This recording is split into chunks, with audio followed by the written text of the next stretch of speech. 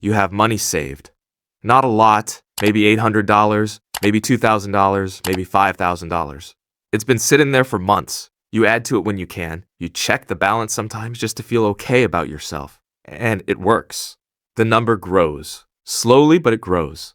You feel responsible. You feel like you're doing the right thing, but you are doing half of it. Because here's what nobody told you. Saving money and growing money are two completely different actions. A savings account is a holding cell. It keeps your money safe and charges you nothing for the privilege, but it gives you almost nothing back. The average savings account in this country pays you around 0.5% a year. Inflation runs at 3%.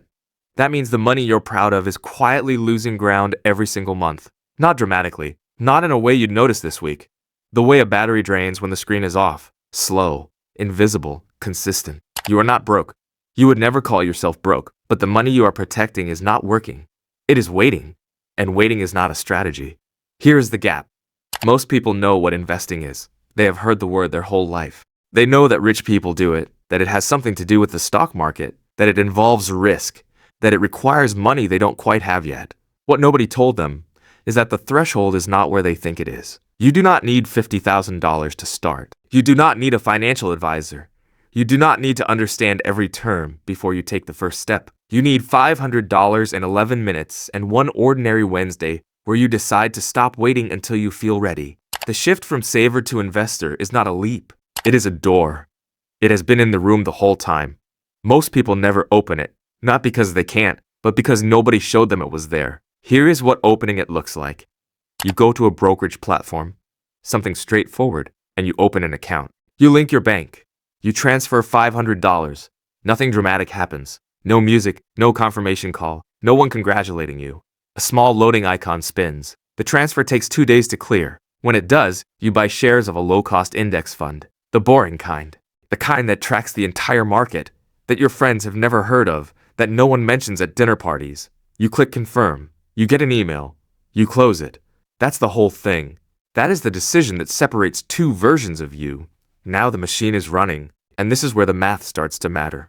The S&P 500 has returned an average of about 7% per year over the last 50 years, adjusted for inflation. At 7%, money doubles roughly every 10 years. Your savings account at 0.5% doubles every 144 years. You're in your 20s or 30s. You have 35 to 40 years of compounding ahead of you. Inside those years is either a machine quietly building something or a balance that grows only when you add to it and does nothing in between. 4 weeks after you open the account, you check it. The $500 is $522. You made $22, more than your savings account makes in a full year. You stare at it for a moment. Then you close the app and go back to whatever you were doing. But something has changed. The money is no longer sitting. It is moving. It will go down some months. You will have to learn to hold that without making a decision based on fear. But right now it went up $22, and it did not require a single hour of your time. It happened while you were in a meeting. It happened while you were sleeping. It just happened. A year passes. The account has grown. Not from the market alone, from the habit.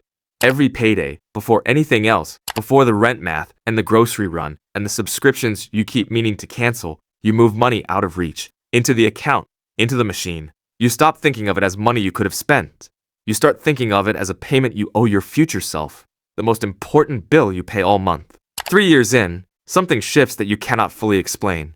The number in the account is no longer just a number. It is a fraction of your freedom.